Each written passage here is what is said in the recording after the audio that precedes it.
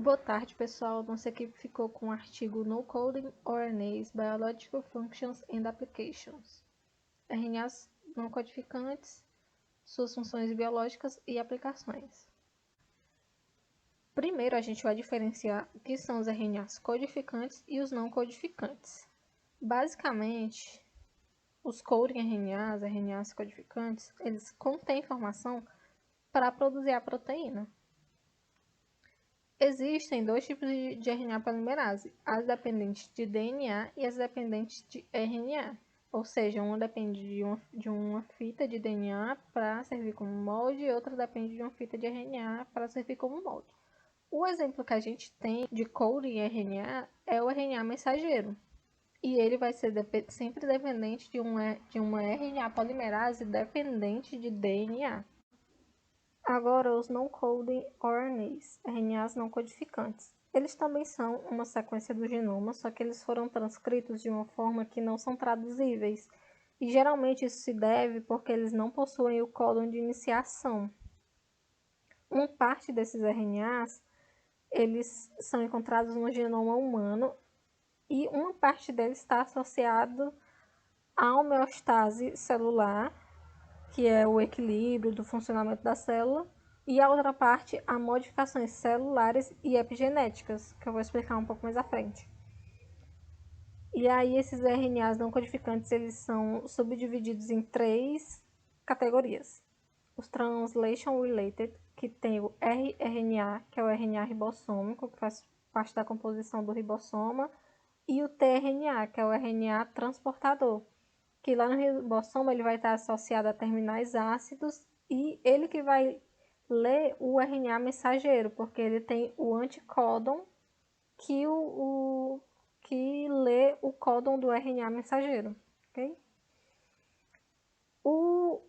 A outra categoria são os short non-coding, que são os não codificantes curtos, que tem o cRNA, o miRNA e o piRNA. O cRNA ele é formado na célula quando ela está sob o ataque de um vírus, de RNA, ou quando a célula está produzindo muito RNA que não precisa. Eles são fragmentos do resultado da ação da Dicer em RNA de dupla fita. Então, eles são os pedacinhos que a Dicer vai cortar.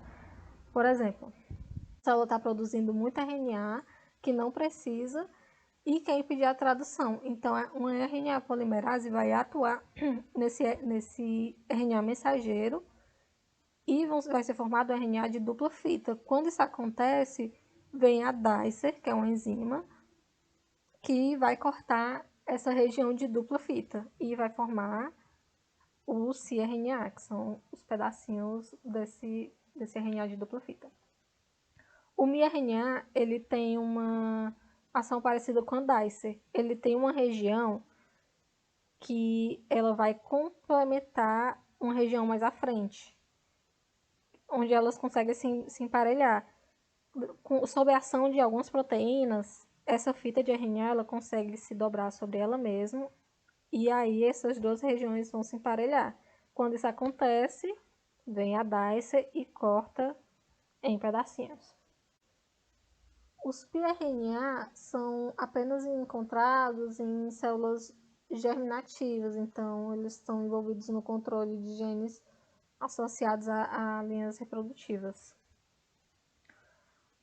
A outra classe são os long no-coding, né, os não codificantes longos, que eles têm o XT e o HOLT. O XT está relacionado à inativação do cromossomo X e o HOLT está associado à oncogenia.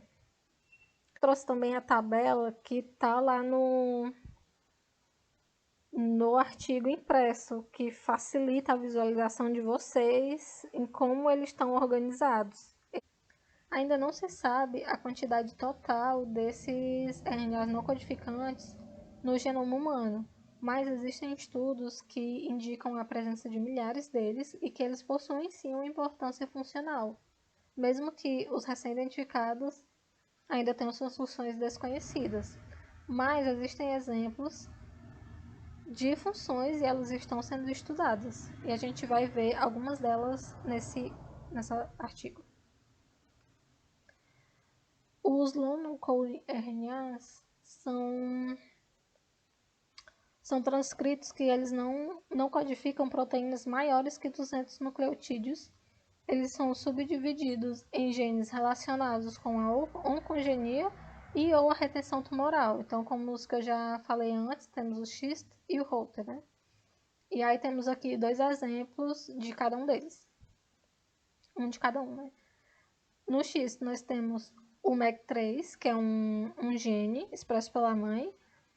Quando ele é inativado, ele causa a expressão angiogênese, que vai criar microvasos, no caso no cérebro, né? Então, ele é um supressor tumoral.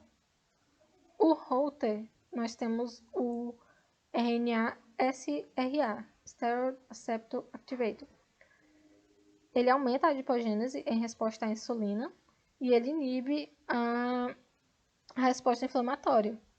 E aí células adiposas vão se proliferar. Quanto à função dos RNAs não codificantes longos, a princípio eles eram considerados como transcritos sem função nenhuma, mas aí foram estudar células em diferentes fases de desenvolvimento e viram que eles eram expressos diferente em cada uma dessas fases. Isso quer dizer que eles têm uma função específica em cada uma dessas fases.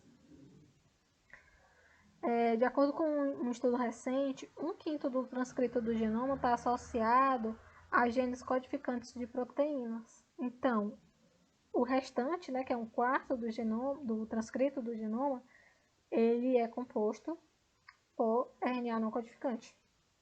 E aí existe um trabalho complementar que utiliza uma técnica onde pega todo o transcriptoma do RNA não codificante e aí eles fazem um DNA complementar a ele. Né? Eles utilizam lá uma DNA polimerase, reconstrui lá a cadeia que deu origem a esse criptoma.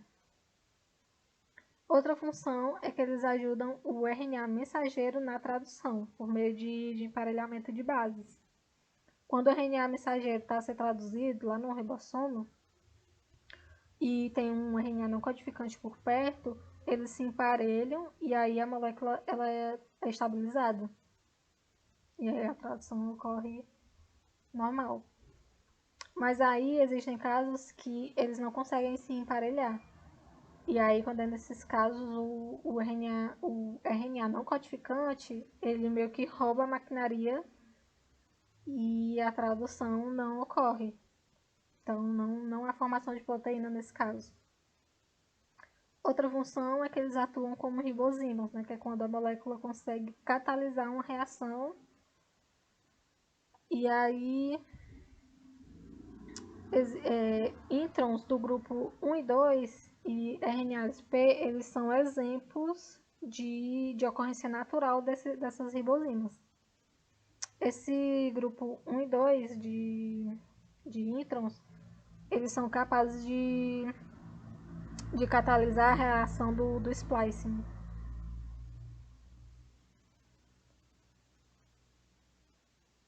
Aí tem aqui esse esquema que o artigo trouxe sobre as funções dos RNAs não codificantes.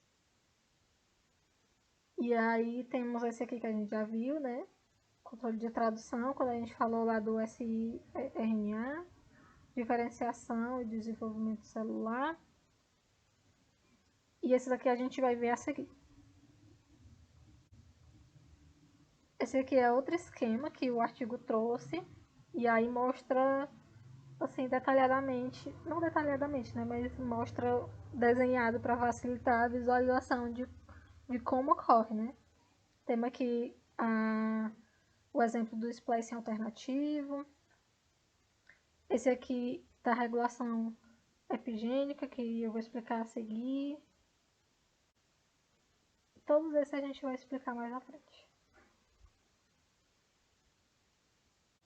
A função de interferência transcricional, ela pode afetar negativamente ou positivamente a expressão do gene jusante. A gente tem aqui como exemplo a DHFR, né, que é uma enzima que está aqui representada, que quando ela é expressa, ela pode formar um complexo de RNA-DNA. Quando um RNA não codificante longo interage com a TF2D, que é um fator de transcrição da RNA polimerase 2, essa interação ela vai impedir que a RNA polimerase trabalhe. Então, o gene ele não consegue ser expresso. Nesse caso aqui, ela vai afetar negativamente. Então, basicamente, o RNA não codificante longo ele vai ser como se fosse uma pedra no caminho e vai impedir a RNA polimerase de fazer a transcrição. Agora, a função deles nos telômeros, né? Os telômeros, eles são nucleoproteínas que protegem o terminal dos cromossomos eucarióticos. Eles que são degradados, né? A cada replicação celular e mantém a estabilidade do genoma. Eles foram ignorados também muito tempo, porque eles estão sempre no estado de heterocromatina, que é basicamente cromatina muito condensada. E aí se pensava que a polimerase ela não conseguia chegar lá porque, como ela estava sempre muito misturada nela mesma, que não dava para gerar transcritos. Mas aí existem estudos recentes que mostram que há transcritos, inclusive nos humanos, que dá origem a RNAs não codificantes longos. E aí eles são chamados os terra, né? Que eles variam muito de tamanho, de entre 100 nucleotídeos a 9.000, e consiste na repetição da guanina, né, como a gente vê aqui na imagem. Estudos eles também sugerem que os RNAs não codificantes longos eles estão envolvidos na biologia dos telômeros. Eles acreditam também que eles mantêm a homeostase, que eles regulam o comprimento dos telômeros e a atividade deles. E a alteração dessa molécula, ela pode gerar perda de função e a morte celular. As funções de modificações epigenéticas, elas são feitas pelo policomb e pelo tritórax. Esses dois complexos, eles têm funções opostas. A policomb, ela tem função de silenciar o gene e o tritórax, ele vai ativar os genes que a policomb silenciou. Então, a gente tem aqui como exemplo a PRC2, que ela é uma proteína do complexo policomb, que ela vai interagir com um RNA não codificante longo proveniente de Schist. E aí, como tanto a policomb como o tritórax, eles precisam de um guia para levarem eles até o local de atuação, de onde eles devem atuar, então esse RNA não codificante, ele vai atuar como se fosse um guia para levar a PRC2, né, da policomb, até as histonas, que é onde ela deve atuar. A proteína, ela vai metilar essas histonas, e quando isso acontece, a fita de DNA que está enrolada nas histonas, ela vai ficar mais próxima, digamos assim, vai interagir mais com essas histonas, e quando isso acontece, o gene ele não consegue ser expresso. Então, é dessa forma que ele consegue silenciar o gene. E aí a dúvida que fica é como é que as células elas arranjaram a forma de não silenciar o outro cromossomo X pelo mesmo método. O que é que elas fazem? Elas colocam uma RNA polimerase para fazer a transcrição no sentido contrário. E aí elas formam a T6. Se a gente for ver, é X ao contrário. E aí esse transcrito ele não vai ter função do outro, ele só vai ocupar o espaço do X.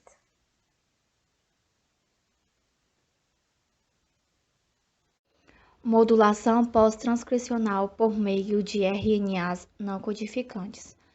Quando acontece o choque térmico nas células, um RNA não codificantes que se forma e vai formar um complexo com um fator de transcrição, esse fator de transcrição é uma proteína, e essa ligação do fator de transcrição vai fazer com que esse fator induza e fique ativo, e a expressão de proteínas oficiais ao estresse térmico. Outros RNAs não codificantes, provenientes de pequenos elementos interligados, ou seja, espalhados pelo genoma, vão se ligar ao RNA polimerase 2 durante o choque térmico na célula. E isso vai induzir RNA polimerase e transcrever outros genes. Vai impedir de formar novos RNAs mensageiros. Isso vai fazer com que a célula não gaste energia na transcrição de gene necessário. Vai apenas focar no gene necessário para sobreviver ao choque térmico. No caso, usa o gene da actina como referência, mas existem outros genes, já que o RNA é polimerase, em que estará impedida de se ligar ao promotores eficientes, porque tem esse RNA não codificantes colados a ela, entre aspas. Bom, algumas isoformas do RNA não codificantes SRA, lembrando que isoformas são outras formas do mesmo gene, por espaço alternativo. Esse congênito tem uma atividade de promover a adipogênese, promover a formação de adipócitos. Uma isoforma desse gene funciona como coativador de transcrição de um receptor esteroides, ou seja, o mesmo RNA tem duas isoformas diferentes, mas ela tem a ver com adipogênese, em que ela é um coativador de transcrição por setor esteroide. Os RNAs não codificantes também conseguem modular a posição, a localização celular de algumas proteínas. Neste caso, o fator de transcrição nas células T, situado no citoplasma, que entra no núcleo quando há um sinal para ajudar na transcrição do gene, que são alvo deles. Um RNA não codificante, que é repressor desse fator de transcrição, impede que esse fator de transcrição entre no núcleo e se ligue às proteínas do qual permitem a transcrição e a entrada no núcleo celular. Controles transcricionais de outra proteína por RNAs não codificantes. O RNA derivado do pseudogênese, que basicamente são genes que não codificam a proteína, são genes que estão a perder a função, mas claro que os transcritos que vai continuar a produzir vão continuar sendo transcritos não codificantes, como se foram falado anteriormente. Elas têm a capacidade de hibridação, ou seja, vão ligar-se por RNAs mensageiros de genes semelhantes, que vai resultar em DNA de pouca veia, que vai ser encurtado pelo dicer. O dicer foi falado também anteriormente, mas é uma enzima que corta o RNA quando ele está em dupla fita, para formar siRNA endógeno. Pseudogênese é basicamente genes que se formam por duplicação de genes que estão ao lado. Há uma duplicação e fica com uma cadeia basicamente com dois genes semelhantes, mas somente um terá verdadeira função, quando o outro gênese já está em uma cadeia semelhante ao gênese original. Por isso, quando ela é transcrita, vai formar um transcrito RNA também muito semelhante ao RNA mensageiro do gene original. O que precisamos saber é que o H19 é o gene que dá origem ao RNA não codificante longo. Esse RNA vai sofrer as etapas de microRNA, como foi explicado no esquema anterior. Esse microRNA formado chama-se Mir-675, que vai impedir a tradução de genes como o LGF1R, levando à redução da placenta em mamíferos. Agora vamos entender como funciona o complexo RISC. Depois da DAISE cortar o RNA de dupla fita, o que podemos chamar de dsRNA, irá formar pedaços de 20 a 21 nucleóides. E depois há uma proteína que é organauta, que vai pegar apenas uma dessas fitas e se ligar, enquanto a outra fita que restou irá esperar por outra organauta. Em seguida, essa fita de siRNA junta à organauta vão se juntar a outras proteínas e formar o complexo RISC. E esse RISC ficará a passear no citoplasma da célula e vai procurar cadeias completas complementares daquele RNA que está associado ao complexo. E quando encontra, vai hibridizar por complementaridade e vai degradar esse RNA mensageiro que encontrou. Depois de degradar, continua no citoplasma e vai degradando todas as outras moléculas de RNA que são complementares àquele RNA que o organauta se ligou. Na função de regulação de organizações estruturais, acredita-se que o RNA não codificante ele é como se fosse um componente chave para manter a estrutura. E aí tem a paraspecles, que é um complexo proteico, que ele vai interagir tanto com os RNAs não codificantes quanto os RNAs mensageiros. E aqui eles propõem que nas manchas nucleares elas são locais de recrutamento, digamos assim, dos RNAs mensageiros que fazem splicing para depois eles serem levados para os locais de transcrição.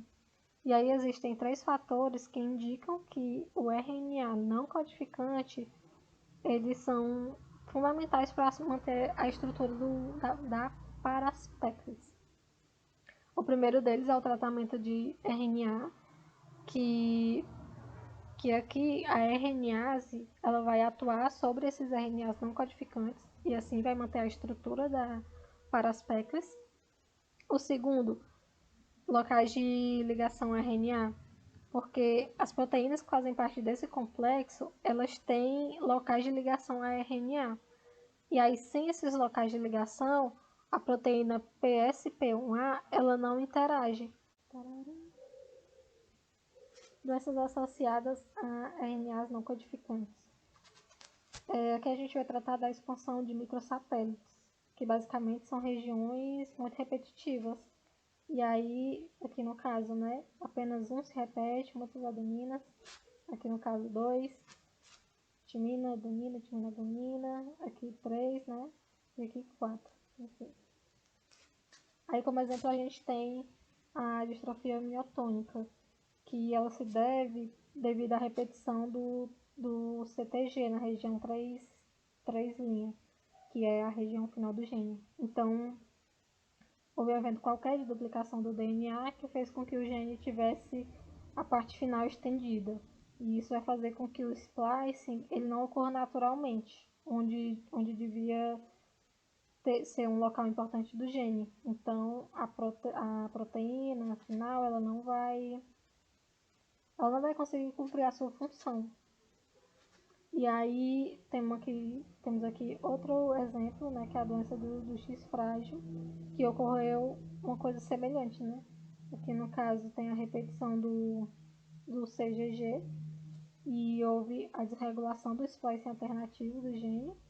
E aí as proteínas que seriam produzidas por esse gene, elas vão deixar de ser produzidas porque as partes que seriam os exons e os introns, eles não vão ser mais reconhecidos.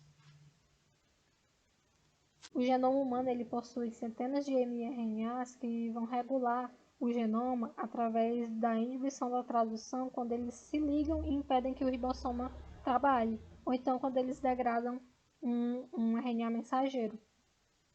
Aí tem alguns tipos de células cancerígenas que tem uma diferença na expressão do mRNA, uma diferença no proteoma e uma perturbação resultante das ligações que eles fizeram. Os padrões de expressão do miRNA são geralmente associados à disfunção cardíaca. Tem uma família de miRNA, os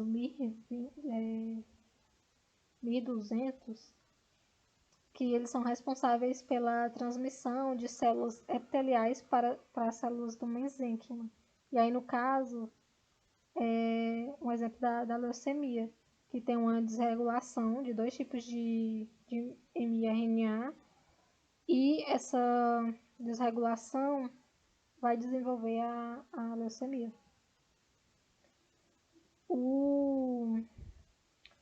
Até o momento, quase todas essas disfunções do miRNA estão associadas a doenças. E aí tem essa tabela que o artigo trouxe, que ele vai mostrar quais são os miRNAs e as consequências e as doenças que eles estão associados.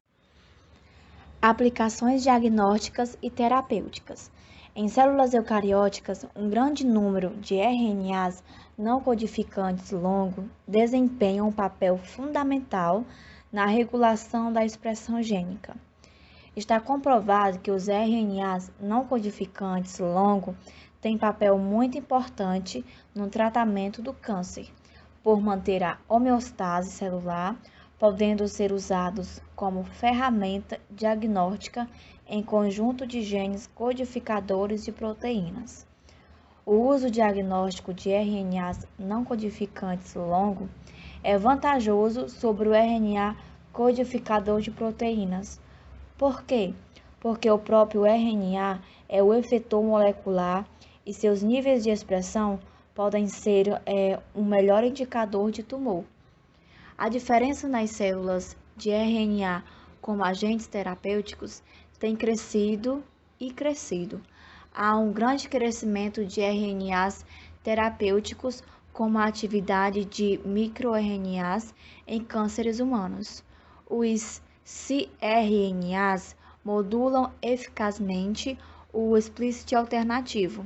Verificou-se também que a superexpressão de um único microRNA é capaz de induzir temperamento. Esse temperamento é do indivíduo. Futuras. Um grande desafio hoje é entender os efeitos da função molecular e do mecanismo de ação desses RNAs não codificantes longos. E eles estão trazendo uma nova luz sobre o câncer, né? Uma melhor compreensão sobre o câncer existir.